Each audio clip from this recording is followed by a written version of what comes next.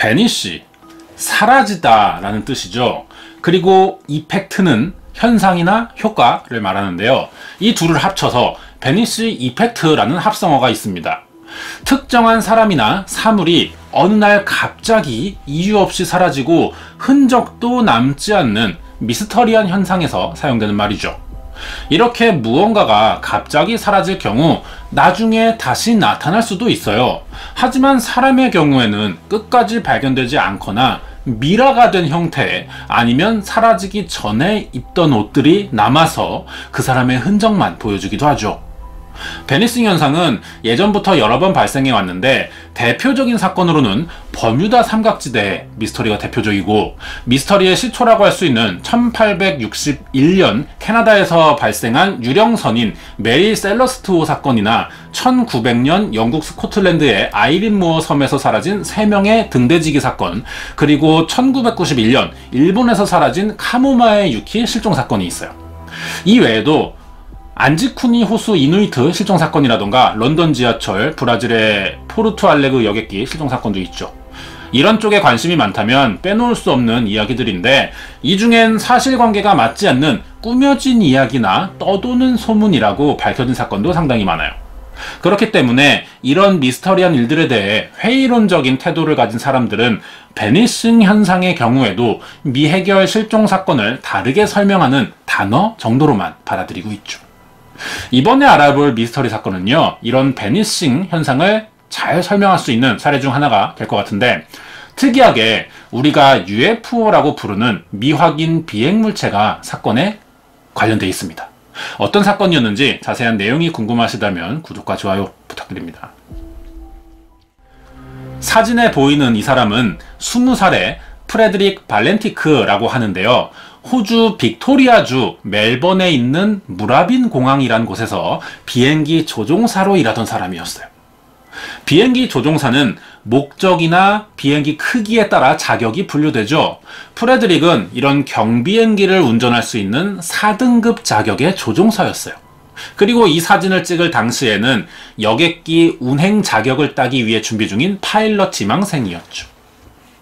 프레드릭은 이전부터, 어릴 때부터 비행기 조종사가 되고 싶었어요. 특히 호주 공군이 되려고 했는데 2년 전 고등학교를 졸업하고 시험을 봤지만 2번을 탈락합니다. 그래서 공군 조종사를 포기하게 됐고 대신 상업용 비행기 시험을 준비했죠. 그래서 20살이 되자 공항 아르바이트를 하면서 여객기 조종사 시험을 준비합니다. 경비행기를 조종할 수 있는 4등급 자격증은 어렵지 않았어요. 하지만 여객기 조종사 시험에는 떨어지는데 탈락 이유가 비행기만 타면 너무 신이 나는 거예요. 그래서 경고를 2번이나 무시하고 비행 경로를 이탈했기 때문에 자격을 따지 못했죠. 문제의 사건은 1978년 10월 21일에 일어나는데, 이날 프레드릭이 다시 준비 중인 여객기 자격 시험을 연습 삼아 약 1시간 정도 떨어진 곳에 사는 친구 3명을 비행기로 마중 나갈 계획이었어요. 필요한 준비나 절차는 다 마친 상태였고요. 오랜만에 비행기를 조종한다는 생각에 굉장히 들떠 있었다고 합니다. 당시 프레드릭이 조종하던 비행기는요, 세스나 182L이라고 하는데 미국 세스나에서 개발한 경비행기고 1956년부터 생산된 모델이에요. 전형적인 경비행기죠. 프레드릭은 이미 경비행기 운전 자격이 있는 데다 공항에서 일하며 익힌 지식으로 정비사 없이 자신의 비행기를 직접 관리해 오고 있었어요. 그만큼 비행기에 관련된 모든 일을 좋아하는 사람이죠. 친구들을 마중 나갈 장소는 호주 남부의 베스 해협이란 곳에 위치한 작은 섬인 킹 아일랜드라는 곳이었어요. 비행기로는 1시간이 조금 넘는 거리였죠. 지도에 표시된 점선이 이날 프레드릭의 예상 이동 경로였어요. 그런데 직선 경로가 아니죠. 꺾이는 지점이 케이프 오트웨이라는 곳이에요. 무라빈 공항에서 출발해 이곳을 거쳐 킹 아일랜드로 갈 생각이었던 것 같습니다. 비행기 이륙 시간은 저녁 7시였고 예정대로 비행이 시작됐어요. 그리고 사라졌죠. 대체 이날 프레드릭의 비행기에서는 무슨 일이 일어난 것이고 왜 케이프 오트웨이를 거쳐가려고 했던 것이며 이곳에서는 또 무슨 일이 일어났던 걸까요? 지금부터 이 이야기들을 알아보도록 하겠습니다. 비행이 시작된 지 30분 정도가 지났을 때 프레드릭에게 뭔가 심상치 않은 상황이 일어났던 것 같아요. 갑자기 무라빈 공항 관제탑에 교신을 시도하는데 자신의 비행기 주변에 다른 비행기가 날고 있는지 확인해달라는 말을 한 거예요. 관제탑은 무전대로 비행기 주변을 살펴봤죠. 하지만 레이더에는 프레드릭의 비행기 외에 아무것도 보이지 않았습니다. 그런데 프레드릭은 계속 자신의 비행기와 같은 고도에 있는 다른 비행기들을 확인해달라고 말했어요. 다른 비행기들이 자신의 비행기와 같은 속도로 비행을 하면서 따라오고 있다는 겁니다. 관제탑 사람들은 잘 알 수는 없지만 프레드릭이 이상한 상황에 처한 것이라고 생각했고 그 비행 물체에 대해 자세한 설명을 해달라고 말했어요. 프레드릭의 설명도 꽤 자세했는데요. 이때 관제탑과 프레드릭의 대화가 아직 보관되어 있습니다. 이 내용을 같이 들어볼게요. This is Delta Sierra Juliet. Is there any known traffic below 5,000 feet? 여기는 델타 줄리엣이다. 자신의 위치를 얘기하는 거죠. 자신의 소속 이제 본인을 밝히는 거예요. 그리고 5,000피트 상공, 자신이 비행하던 고도 지점을 말하는 것 같고 주변에 다른 비행 중인 비행기들이 있냐고 물어봤어요. 그러자 관제탑의 대답을 들어봅니다. No known traffic. 없대요. 분명히 없다고 얘기하죠. 자, 그러자 다시 발렌티크가 Seems to be a large aircraft below 5,000 feet. 자신에게는 큰 비행기가 지금 보인다는 겁니다. 상공 5,000피트라고 위치도 정확하게 말하고 있죠. 그러자 관제탑은 What type of aircraft is it? I cannot 어떤 비행기냐고 물어봤어요. confirm. It's four bright, seems to me like landing lights. The aircraft has just passed over me at least 1,000 feet above. Is there any Air Force aircraft in the vicinity?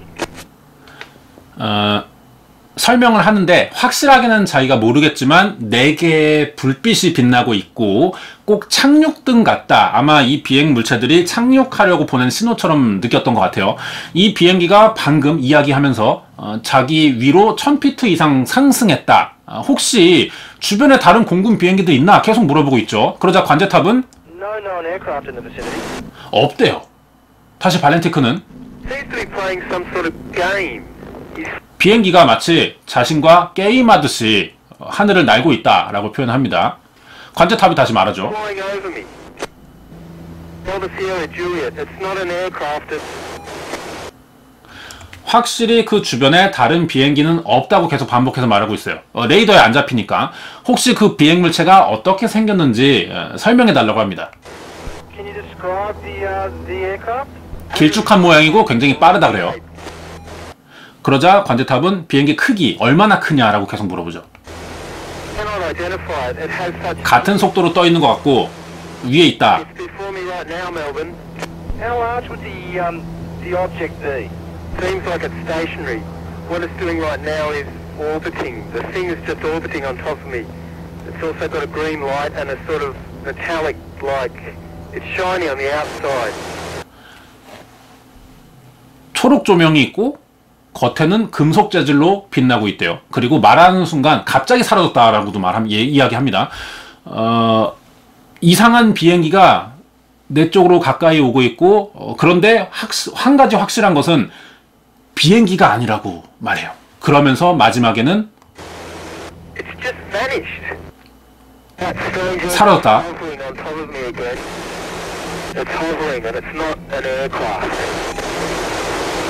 소음이 들리면서 2분 후에는 연락이 두절됩니다. 그리고 프레드릭과 운전하던 비행기가 사라졌어요. 갑자기 무전이 두절되자 큰 사고가 벌어진 것이라 생각한 관제탑의 신고로 해양경비대와 항공전문수색대가 편성됩니다. 민간 항공기 8대에 해상 초계기까지 동원했고요. 할 수 있는 모든 수단과 방법을 이용해서 프레드릭 발렌티크를 찾기 위한 대규모 수색을 시작했죠. 항공수색요원들은 4일간 프레드릭의 비행 예상 항로 주변을 기준으로 2,600km 범위를 모두 찾아봤어요. 하지만 시신의 흔적이나 부서진 비행기 부품 하나 발견하지 못했고 아무런 성과를 올리지 못한 채 수색을 종료하게 됐죠. 수색을 4일밖에 못한 것이 짧다고 느낄 수도 있는데요. 이게 사건 특성상 대규모 장비와 인력이 동원돼야 하죠. 10대에 가까운 비행기를 4일 내내 띄우려면 그만큼 비용이 드는데 이걸 다 감당하지는 못했던 것 같습니다. 그리고 이 사건은 언론에도 알려지는데요. 신문 일면에 나올 정도로 큰 사건이었고 헤드라인은 UFO의 미스터리라고 쓰여 있어요. 그 위에는 길쭉한 모양이 내 쪽으로 오고 있고 내 주변을 맴돌고 있다. 이런 식으로 사라지기 직전에 프레드릭이 남긴 말을 소개하고 있는데 이미 언론에서는 프레드릭이 UFO에게 납치된 것으로 보인다는 식의 보도를 해버린 겁니다. 앞뒤 확인하지 않고요. 당시 모든 언론사가 같은 식의 기사를 썼어요. 아직 정확한 원인이 확인되지 않았는데 이 교신 내용만 가지고 언론은 UFO라는 자극적인 소재와 연결지은 것이죠. 사람들은 이런 내용의 기사를 접하면서 UFO가 정말 존재하는지 그리고 프레드릭 발렌티크의 실종에 정말 관여되어 있는지를 궁금해했어요. 동시에 프레드릭의 아버지인 귀도 발렌티크의 인터뷰로 사건에 UFO가 관련되어 있다는 소문이 더 커지게 되는데 프레드릭이 어릴 때부터 UFO의 존재를 믿어왔고 실종되기 10개월 전부터 UFO를 목격했다는 이야기를 여러 번 했다는 겁니다. 아버지 증언에 따르면 프레드릭은 UFO의 존재에 심각한 믿음을 가진 데다 비행 일정이 잡히면 그날부터 UFO에게 공격당한 것을 심각하게 걱정했을 정도였다고 하는데요. 여기서 프레드릭의 실종 당일 비행 경로가 중요해집니다. 아까 본 사진에서 비행 경로가 직선이 아니었죠. 중간에 들르는 지점이 있던 케이프 오트웨이에 대한 이야기를 할 차례죠. 이 사진이 프레드릭이 실종되었던 때와 비슷한 시기에 케이프 오트웨이를 여행 온 미국인 관광객이 찍은 사진인데요. 등대 근처에서 이상한 비행물체를 봤다는 겁니다. 사진을 보시면 우리가 UFO를 떠올릴 때 그 이미지, 둥근 접시 모양의 형태와는 굉장히 다르게 생겼죠. 이 비행물체는 프레드릭이 사라지기 전 교신에서 이야기한 그 길쭉한 형태를 하고 있어요. 이렇게 미확인 비행물체가 찍힌 사진과 목격자까지 등장하자 사람들 사이에서는 프레드릭 발렌티크의 실종과 UFO 납치설은 사실처럼 알려지기 시작합니다. 그리고 5년 뒤인 1983년 7월 프레드릭이 실종된 호주 남해협의 플린더스 섬이라는 해변에서 뭔가가 발견돼요. 바로 비행기 엔진 부품의 잔해였죠. 조사 결과 이것은 프레드릭이 조종하던 세스나 182 기종에 쓰인 엔진과 같은 것이었어요. 중요한 건 이 비행기에 있던 것은 아니고 제품만 같은 겁니다. 그래도 우연치고는 뭔가 이상하죠. 멀쩡히 비행 중인 비행기에서 떨어져 나올 확률이 없는 부품이라는 거예요. 그렇다면 이 부품이 해변가에서 발견됐으니 최근 이 근처에서 비행기 추락 사고가 있었다는 뜻이 되기도 하죠. 하지만 5년 사이 플린더스 섬 주변에서 비행기 사고는 없었어요.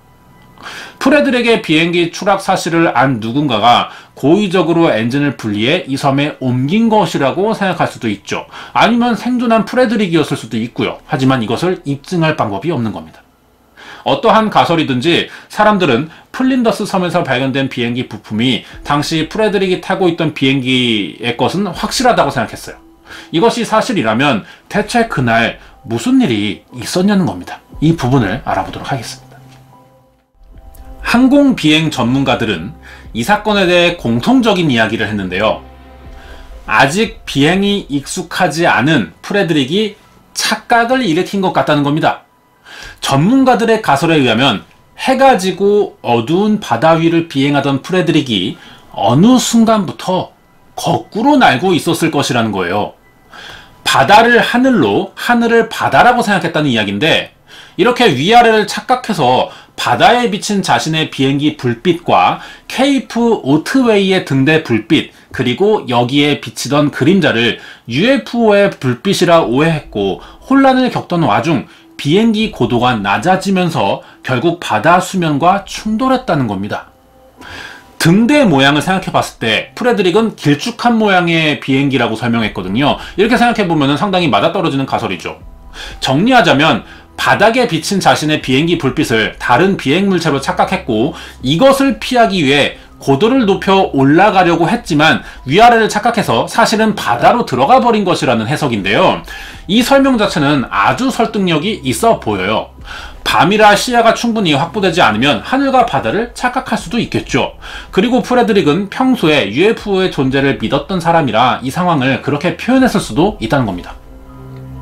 이것과 관련된 조사가 사건 발생 35년 만인 2013년에 미국에서 진행된 적이 있는데, 조사 결과 프레드릭 발렌티크는 아마 그레이브 야드 스파이럴이라는 위험한 상황에 빠졌던 것으로 보인다는 결론을 내렸어요. 그레이브는 묘지고 스파이럴은 나선이죠. 합치면 죽음의 나선형, 자살 나선형이라고 부르는 항공용어가 됩니다. 주로 장비나 비행에 익숙하지 않고 충분한 훈련을 받지 않은 조종사가 시야 확보를 못하고 수평선이 없는 야간이나 열악한 기상 조건에서 일으킬 수 있는 사고 중 하나라고 하는데, 조종사는 항공기의 방향을 판단할 수 있는 능력을 상실하기 때문에 이 현상에 걸린 비행기는 빠르게 회전하며 고도를 잃는 상황에 처하게 된다고 합니다. 이 상황을 겪는 조종사 입장에서는 하늘과 땅이 도는 것처럼 느껴질 거예요. 그리고 이런 현상은 엔진에 연료 공급이 제대로 되지 않겠죠. 돌면서 원심력이 발생하니까 이때 엔진이 문제를 일으켰을 경우에 발생할 가능성이 높다는 거예요. 만약 이 결과가 사실이라면 이전에 프레드릭이 남긴 교신 내용과 상황이 이해가 됩니다. 프레드릭이 그레이브야드 스파이럴에 의한 사고가 맞다는 가정하에 사건을 다시 정리해보면 아마 이러한 내용이 되겠죠.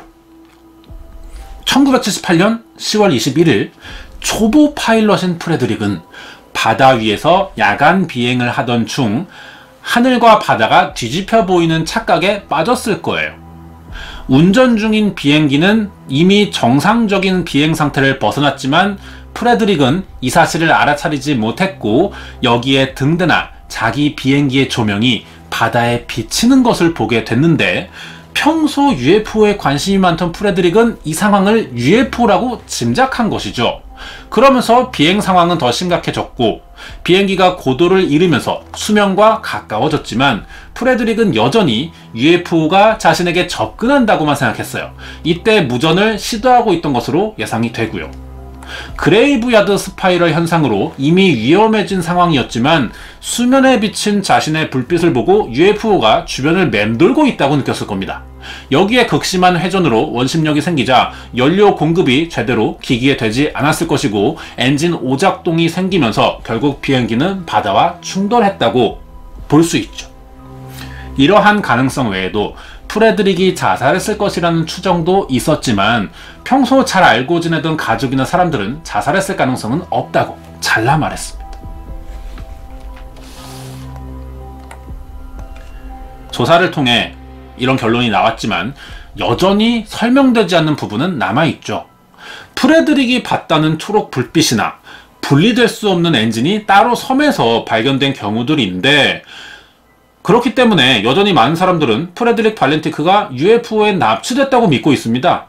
40년이 지난 지금까지 호주를 포함한 전 세계 어디에서도 프레드릭의 시신이 발견되지 않았고요. 플린더스 섬에서 발견된 비행기 엔진 부품도 같은 종류의 부품이고 프레드릭의 비행기에 있던 것이라고 제대로 확인되지도 않았죠. 이렇게 프레드릭의 실종 사건은 아직까지 사고 순간과 그 이후의 일들까지 한 가지도 제대로 밝혀진 것이 없어서 UFO와 관련되지 않을까 하는 추측만 남아있는 상태입니다. 과연 이 프레드릭 발렌티크의 실종 사건의 진실은 무엇일까요? 여기까지가 1978년 호주에서 UFO에 납치된 것으로 보이는 파일럿에 대한 미스터리 사건 파일이었습니다. 네, 준비된 내용은 여기까지입니다. 맨날 살인사건만 하다가 이러한 내용을 해보는 것도 신선하고 오히려 좀 더 관심이 가는 생각이 들기도 해요.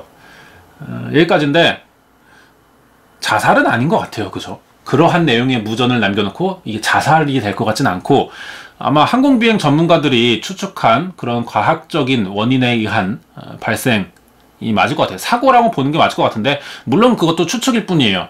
비행기 잔해라도 발견돼서 그레이브야드 스파이럴에 해당되는 기기 결함이 밝혀진다면 또 모르겠지만 아무런 잔해가 발견되지 않고 시신도 없고 시신은 아마 바다에 빠지면서 또 해양 생물들에게 먹혔을 가능성이 높죠. 시신은 찾기 좀 힘들고 뼈도 남아있지 않을 가능성이 높아요.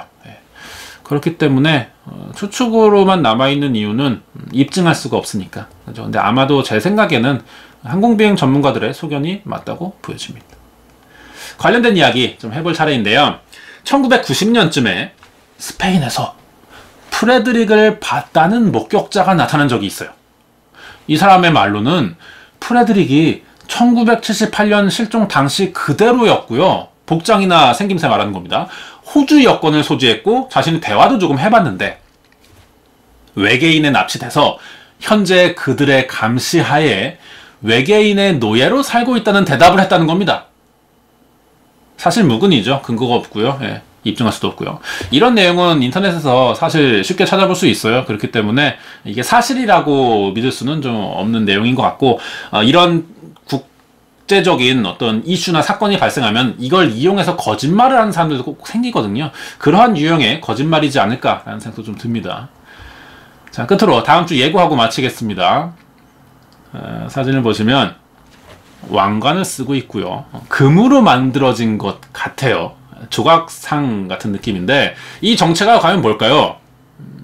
2000년 10월 19일 파키스탄의 발루티스탄이라는 곳에서 발견이 됐는데 고고학자들이 연구해보니 기원전 600년경쯤에 만들어진 미라라는 겁니다. 사람이라는 거죠. 이 미라의 주인공은 고대 페르시아의 아케메네스 왕조인 키루스 2세의 왕녀, 즉 페르시아의 공주로 추측된다는 감정 결과가 나오면서 전 세계적으로 큰 이슈가 됐었죠. 그런데요, 이 페르시아의 공주라고 불리는 미라의 발견 뒤에는 아무도 생각하지 못했던 굉장히 끔찍한 진실이 숨겨져 있었다고 합니다. 어떤 내용인지는 다음 주 미스터리 시간에서 알아보도록 하겠습니다.